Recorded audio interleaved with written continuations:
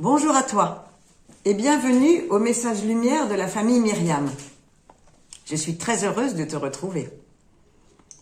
Aujourd'hui, nous entendons l'évangéliste Matthieu nous raconter l'appel d'un collecteur d'impôts, un publicain, qu'il appelle Matthieu, contrairement aux évangélistes Marc et Luc, qui parlent d'un publicain nommé Lévi. Ce publicain et l'évangéliste sont-ils le même homme ? La tradition chrétienne du IIe siècle les identifie, mais ce n'est pas vraiment sûr. Nous voyons ici Jésus appeler Matthieu à le suivre, comme il avait appelé les premiers disciples, Pierre et André, ainsi que Jacques et Jean. La différence majeure est qu'ici, il s'agit d'un publicain et non pas d'un bon juif. Nous sommes à Capharnaüm, qui est une ville frontière, et les Romains ont mis en place un système de péage en imposant des taxes sur les caravanes venant de Syrie et aussi sur les poissons pêchés dans le lac. Les personnes qui perçoivent ces taxes sont en contact avec des gens de toutes sortes, en particulier des païens, surtout des païens.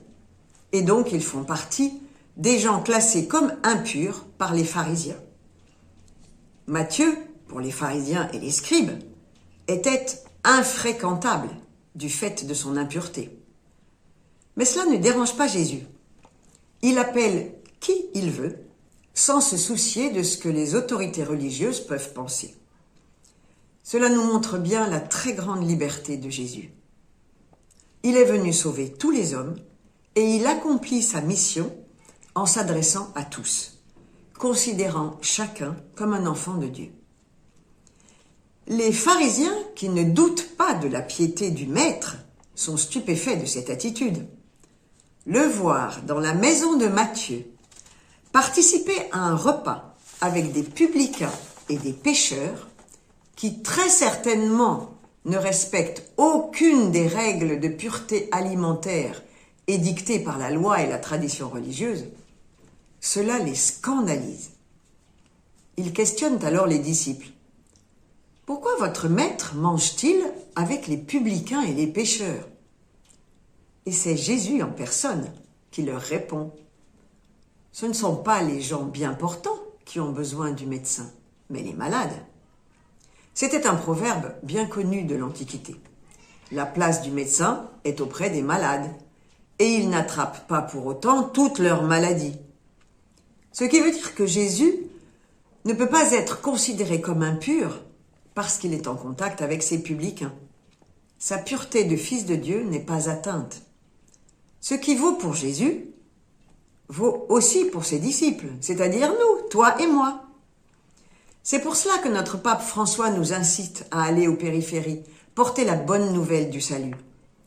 Nous qui avons la chance de connaître Jésus, de le fréquenter, de l'aimer, de lui parler dans la prière, de recevoir ses sacrements, nous devons aller vers tous ceux qui sont désespérés par la vie, ceux qui sont malheureux, perdus dans des addictions ou dans des manières de vivre qui ne sont pas des chemins de vie mais qui les conduisent au désespoir, pour leur dire que Dieu les aime et les attend pour leur pardonner dans sa miséricorde infinie. Jésus n'a pas distribué le pardon divin avec une autorité distante. Au contraire, il s'est compromis dans la compagnie de ceux qui ont besoin de miséricorde. Et qui mieux que des pécheurs pardonnés, c'est-à-dire toi et moi, peut aller à la rencontre d'autres pécheurs pour leur parler de la miséricorde de Dieu. N'ayons donc pas peur d'ouvrir nos communautés et d'accueillir largement. Matthieu, à l'appel de Jésus, « Suis-moi », n'a pas hésité une seconde. L'homme se leva et le suivit, nous dit l'Évangile.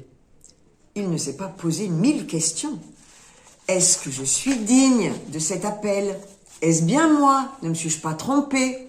Est-ce que je saurais faire ? Je n'ai aucune formation et je ne suis pas parlé. Je ne suis pas tout à fait prêt. Il vaut mieux attendre demain, etc., etc. Je te laisse penser à toutes les excuses que tu t'es déjà trouvées par le passé, comme moi d'ailleurs. Toutes ces fausses raisons ne sont que des manifestations d'égoïsme. Je préfère ne pas me compliquer la vie. Ou de manque de confiance en Dieu, ce qui est encore pire. Jésus a besoin de notre voix, de nos mains, de notre sourire pour continuer sa mission de sauveur des hommes. Et le constat de nos fautes et de nos péchés est un bon signe. Cela veut dire que nous avons besoin de Dieu et de son amour, nous aussi, nous les premiers.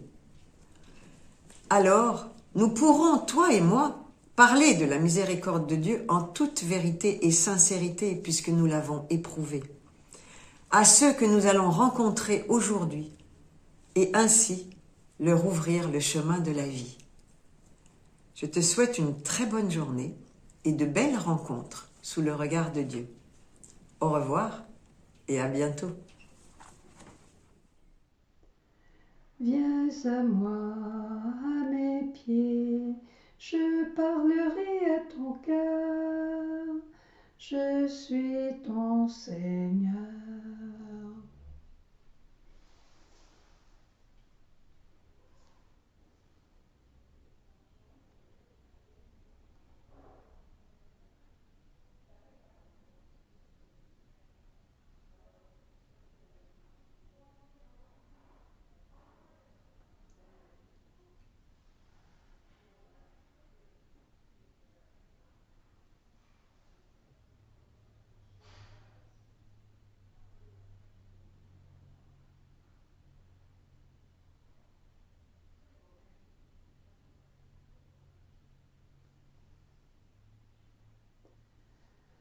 Douce Marie, que je t'aime, ô doux Jésus, je t'adore. Douce Marie, que je t'aime, ô doux Jésus, je t'adore.